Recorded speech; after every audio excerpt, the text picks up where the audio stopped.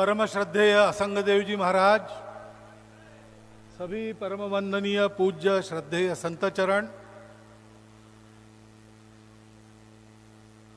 श्रीमती नेताम, उपस्थित नागरिक सज्जन, माता भगिनी, संघ के कार्य को 100 साल पूरे हुए, इसलिए हिंदू सम्मेलनों का आयोजन देश में सर्वदूर हो रहा है। मंडल स्तर पर यानी 12, 15, 20 गांवों का समूह, पुराने जमाने में सर्कल बोलते थे, उस स्तर पर सर्वत्र हिंदू एकत्रित आने वाले हैं। अब संघ के 100 साल पूरे होने के उपलक्ष्य में यह बात है, लेकिन संघ को 100 साल हुए इसका कोई उत्सव नहीं करना है।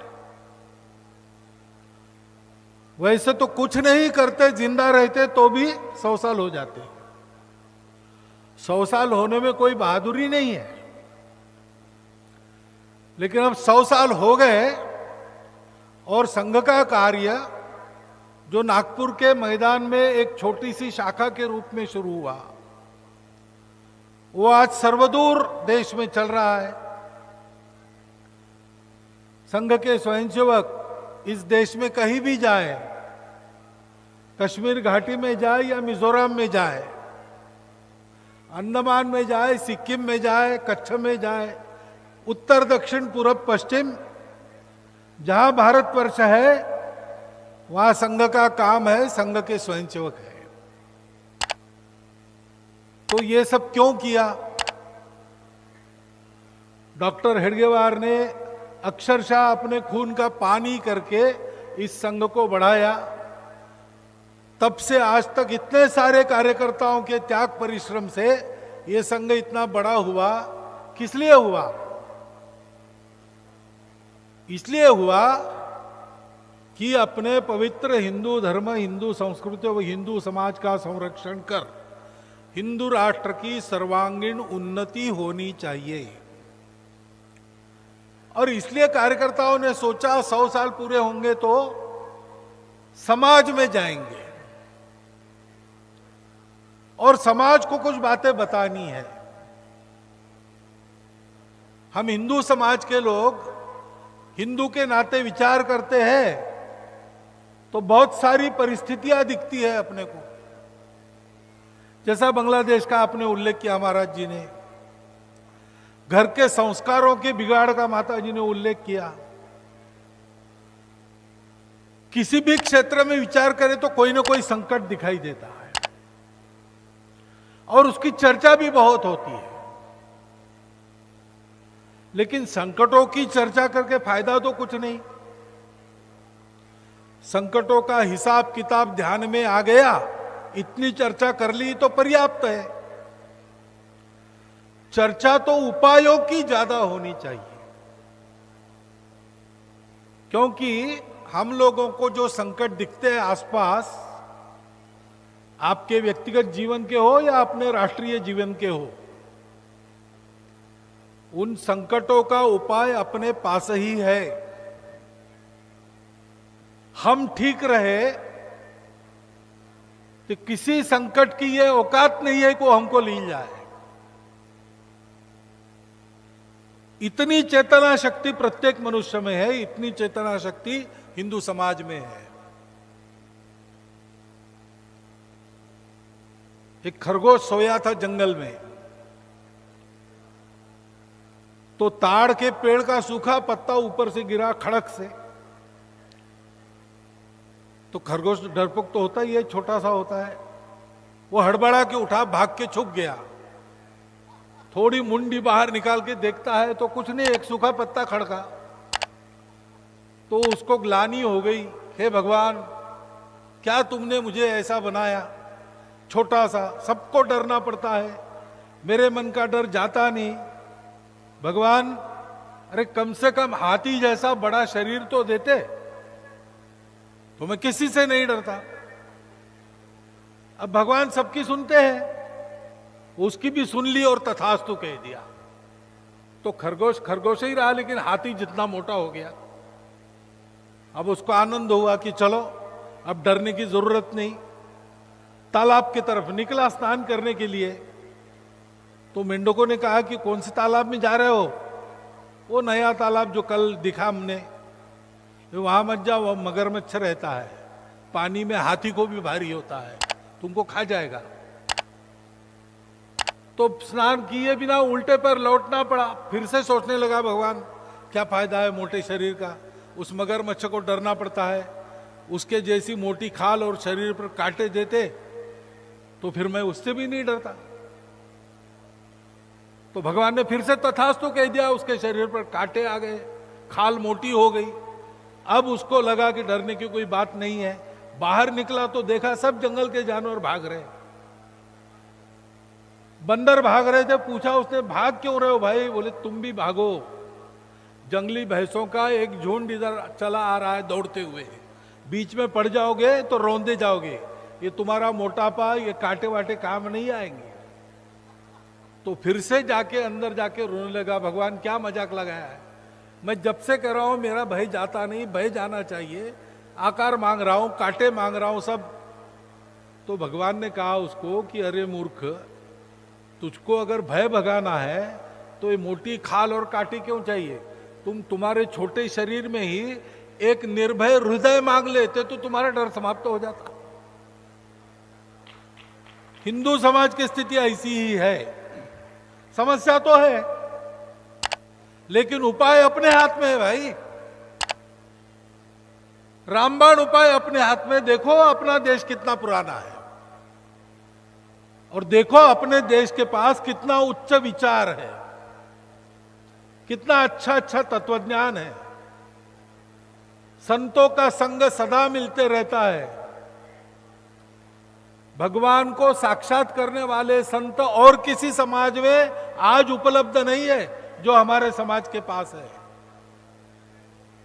और इसलिए संतों के संग से पाप धुल जाते हैं, ये बात बिल्कुल सत्य है, लेकिन हम करते नहीं। संग करना यानी साथ रखना। तो सम्मेलन में आए, संत जी के विचार सुने, यहीं छोड़ के चले गए तो फायदा नहीं होगा, साथ रखने पड़ेंगे। रामकृष्ण परमहंस जी को पूछा एक ने, दक्षिणेश्वर में रहते थे, वहां सामने गंगा है, तो उसने कहा रोज लाखों लोग गंगा स्नान के लिए आते हैं, गंगा पापों से मुक्त करती है, यह हजारों वर्षों से चल रहा है, अब तक तो दुनिया के सारे लोग पाप मुक्त हो जाने चाहिए थे, लेकिन ऐसा तो कुछ होता नहीं। तो रामकृष्ण परमहंस ने कहा कि देखो ये जो यहां आते हैं ना, तो उनके माथे पर जो पाप बैठा है वो सोचता है कि गंगा में डूबेगा तो मैं तो मर जाऊंगा, इसलिए उनके छोड़कर यहाँ पेड़ पर बैठ जाते हैं। फिर वो वहां स्नान वान करके जब वापस आते हैं फिर से पेड़ से उतरकर इनके सर पर बैठ जाते हैं। तो हमें सत्संग में या विचारों में केवल सुनना नहीं है, साथ रखना है, और साथ रख के कुछ करना है। तो करने की बात समाज में ले जाना है। क्या करना है? 5 बातें करनी है। आप लोग अब ध्यान से सुनिएगा, क्योंकि ये 5 बातें आप सब लोग कर सकते हो, कोई खर्चा करने की जरूरत नहीं है, अलग से समय देने की आवश्यकता नहीं है।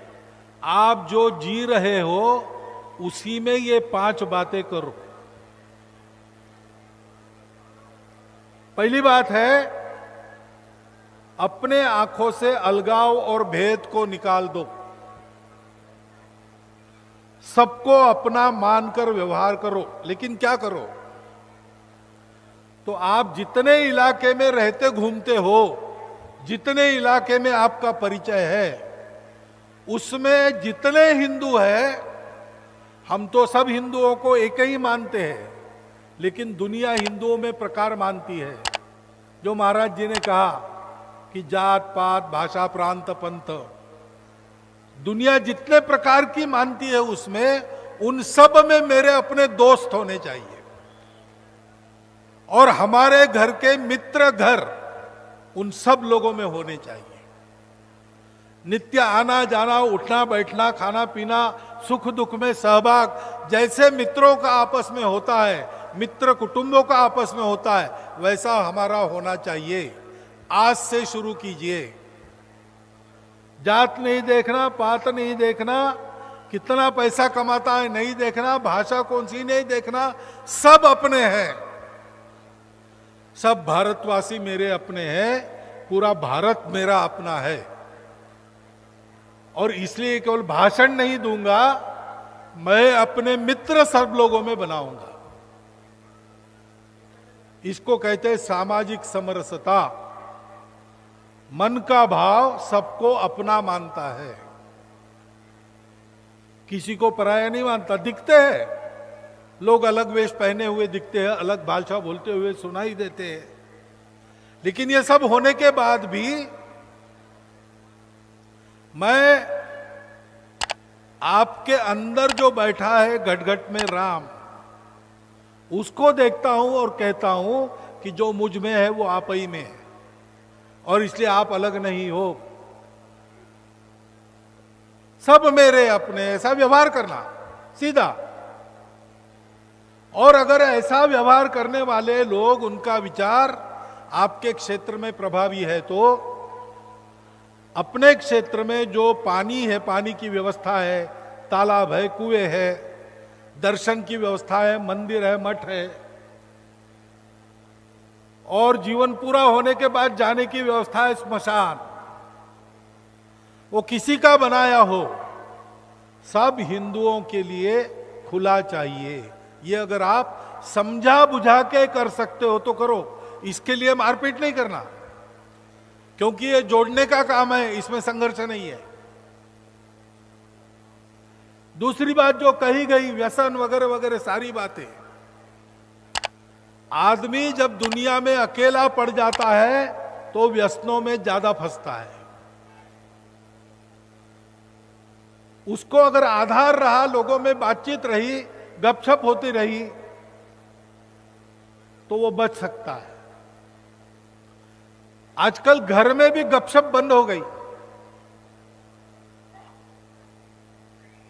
और इसलिए अपने घर में एक दिन, सप्ताह में एक बार, शाम के समय तय करके सब लोगों ने घर में रहना।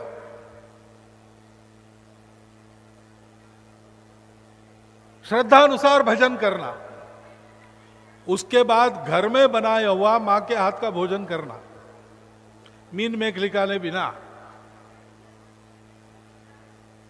और फिर 3-4 घंटा बैठकर गपशप करना। हम कौन हैं, हमारा कुल कौन सा है, हमारी कुल की रीति क्या है, पूर्वज कैसे थे, उनके सदाचरण के क्या उदाहरण है, जो आज के समय की कसौटी पर सही बातें उनकी थी, वो आज हम में है कि नहीं, कैसे लाना, उससे उल्टा कुछ है तो उसको कैसे निकालना। दूसरा, ये मेरा देश है, मैं भारतवासी हूं, मेरा भारत क्या है, हिंदुओं का देश है, तो हिंदू क्या है, हिंदू धर्म क्या है। पंथ संप्रदायों के ऊपर जो धर्म का स्वरूप आपको बताया है, आपने बताया है, ढाई आखर प्रेम का पढ़े, जब परहित सरिस धर्म नहीं भाई, पर पीड़ा सम नहीं धर्म अदमाई, वो धर्म वो हमारा है। हमारे देश की परंपरा में ऐसे चरित्र है जिन्होंने इसको जी के दिखाया है, इसके लिए प्राण भी दिए, इसके लिए जीवन लगा दिया, वो हमारा आदर्श है। आज के काल की कसौटी पर खरे उतरने वाले आदर्श हमारे जीवन में है कि नहीं, कैसे लाना, उससे उल्टा कुछ है तो कैसे निकालना। आदेश नहीं देना, चर्चा करना, कोई सहमति बने, घर में लागू करना, अपने जीवन में लागू करना। और तीसरी महत्व की बात है, मैं मेरे लिए समय देता हूं, मेरे परिवार के लिए समय देता हूं, रोज मेरे लिए खर्चा करता हूं, परिवार के लिए खर्चा करता हूं। मैं और मेरा परिवार देश के कारण है। देश खतरे में पड़ गया तो ये दोनों खतरे में पड़ते हैं। उस देश के लिए, समाज के लिए रोज मैं कितना समय देता हूं और रोज की मेरी आय में कितना हिस्सा उसके लिए खर्चा करने के लिए बाजू रखता हूं। इसको नाम दिया है कुटुंब प्रबोधन। साप्ताहिक बैठक जो होगी घर की, केवल घर के लोग, उसको नाम दिया है मंगल संवाद। ये मंगल संवाद होना चाहिए। तीसरी बात है पर्यावरण की चिंता है। ग्लोबल वार्मिंग हो रहा है, ऋतु चक्र बदल रहा है, जंगल कम हो गए तो पानी भी कम हो गया। तो अपने घर से प्रारंभ करो, अपने घर में पानी बचाओ। नल अगर टपक रहा है तो प्लम्बर को बुलाओ, उसको ठीक कराओ। भोजन के समय पूरा ग्लास भर के पानी मत दो, आधा दो, वो पूरा हो गया, और मांगेंगे तो देंगे। लेकिन पूरा ग्लास भर के रखा और आधा फेंक दिया तो पानी जाया होता है। छोटी छोटी बातों में पानी बचाओ, वाटर हार्वेस्टिंग करो, अपने छोटे छोटे जल के स्रोत है वो फिर से शुरू हो, इसके लिए जो प्रयास चलते उसमें सहभागी हो। कम से कम सिंगल यूज प्लास्टिक को उपयोग करना छोड़ दो, प्लास्टिक हटाओ और पेड़ लगाओ। पेड़ लगाने के कार्यक्रम होते हैं आजकल बड़े बड़े, उनमें जाना चाहिए। एक पेड़ लगाना चाहिए और उसको बड़ा होते तक उसकी चिंता करनी चाहिए। अपने घर में भी आंगन में सब्जी वब्जी उगा सकते हैं। आजकल तो गमले में भी खेती करते हैं लोग, छत पर भी बगीचा करते हैं। जितनी हरियाली अपने आसपास और अपने घर में कर सकते हैं उतनी करना। पर्यावरण के लिए 3 काम है, बिना पैसे के सरल अपने घर में करने का काम है। ऐसे ही स्व के आधार पर चलना। देखो हम भारत के लोग हैं, हम यूरोप अमेरिका के नहीं है, अरब मिडल ईस्ट के नहीं है, चीन जापान के नहीं है, ऑस्ट्रेलिया के नहीं है, हम भारत के लोग हैं। तो हमको कम से कम अपने घर के चौखट के अंदर भाषा अपनी बोलनी चाहिए। मेरी मातृभाषा में मैं बोलूंगा। अपने देश में अनेक भाषाएं हैं, सबको समझ में आए इसलिए कोई एक व्यवहार भाषा चाहिए, वो भी मैं सीख लूंगा। और जिस प्रांत में मैं रहता हूं वो अगर दूसरा प्रांत है तो वहां के लोगों की भाषा भी मैं सीख लूंगा, क्योंकि सारी भारत की भाषाएं अपनी राष्ट्र भाषाएं हैं। उनका मूल एक है, उनके शब्द अलग अलग है, उनमें भाव एक है। स्वभाषा का आग्रह रखना, अपना वेश पहनना। विदेशी वेश पहनना पड़ता है मजबूरन, ठीक है, घर के अंदर कम से कम। कोई पर्व त्योहार घर में है और नई पीढ़ी के लोग धोती बांध नहीं सकते, ये ठीक है क्या? रोज नहीं पहनेंगे, ठीक है, समझ में आता है, लेकिन पूजा में बैठना धोती कैसे बांधना है, आना तो चाहिए। भाषा, भूषा, भजन, भवन, भ्रमण और भोजन, ये 6 बातें हैं, वो अपने घर के अंदर अपनी होनी चाहिए।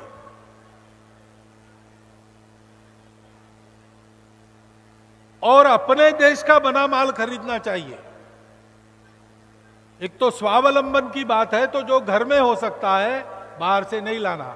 बाहर से तब लाना जब अपने किसी भाई का रोजगार उस पर है, जरूर लाइए।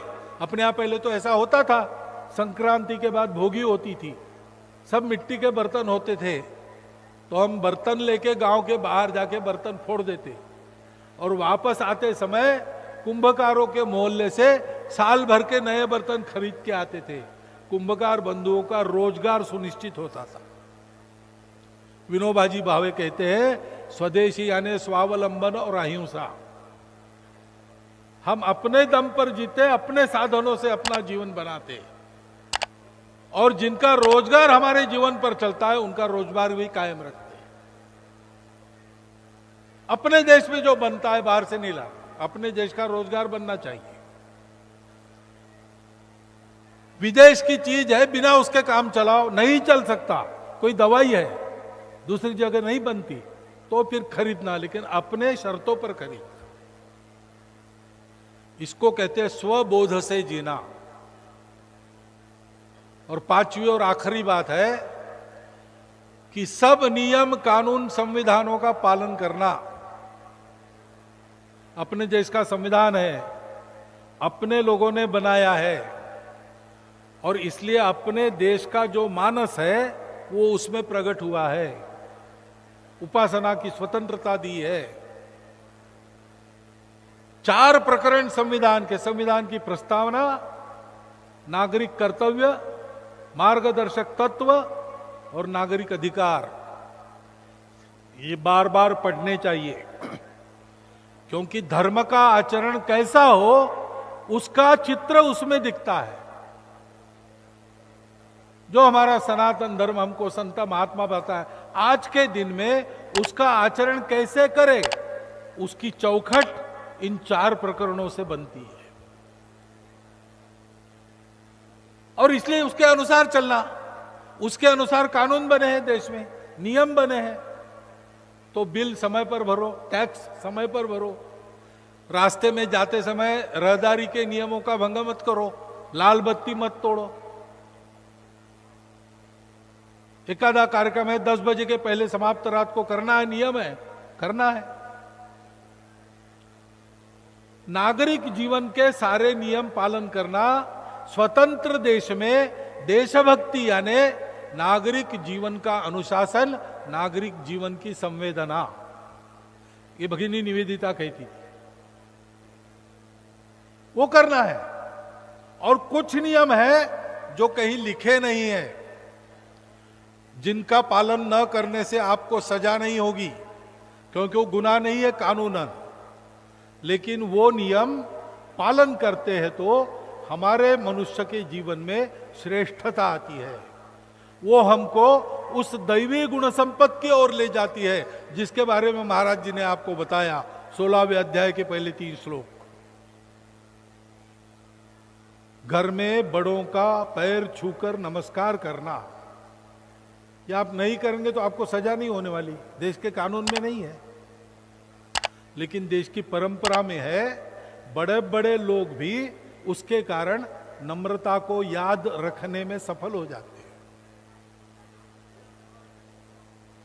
बहुत बड़े लोगों को मैंने देखा, वास्तव में बड़े लोग, कीर्तिमान तो थे ही, लेकिन गुणों से भी बड़े।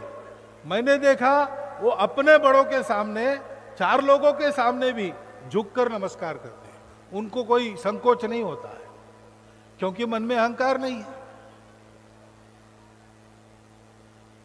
ऐसी आदतें हमारी परंपरा में है। घर के सामने मांगने वाला आता है तो खाली नहीं भेजना उसको, और जो देना है मुट्ठी भर चावल दीजिए, 1 पैसा दीजिए। देने वाला घर का छोटा बच्चा होगा, उसके हाथ से देते हैं, क्योंकि बचपन से उसको आदत लगती है, घर में जो भरा है वो मेरे अकेले का नहीं, मेरे परिवार का नहीं, समाज का कोई भी जरूरतमंद आ जाए उसके लिए भी वो है। ऐसे नियम कानूनों का पालन करना, ये 5 बातें करनी है।